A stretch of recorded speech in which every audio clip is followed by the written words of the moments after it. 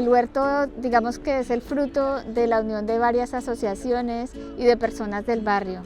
Entonces es como un tejido social entre diferentes organismos y personas, y eso nos hace estar unidos. Pues ya hace unos años que en las asambleas que hacemos surgió el tema de que queríamos un espacio para la naturaleza, para huertos, y también para que los niños y niñas pudieran jugar, que también fuera un lugar de aprendizaje de la tierra multicultural y también intergeneracional.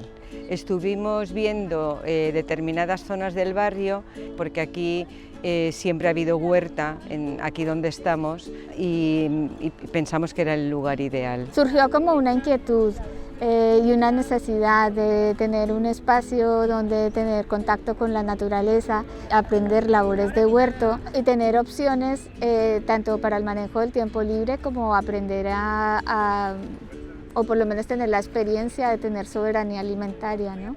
Y claro, de cara a los huertos urbanos, a nosotros nos gustaría eso, que siempre hubiera un acompañamiento, porque claro, nunca dejas de aprender, ¿no?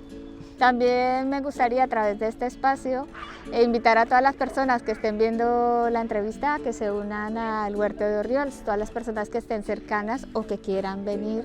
Este es un espacio abierto a todos los que les guste el campo y a todos los que les guste aprender y compartir en comunidad.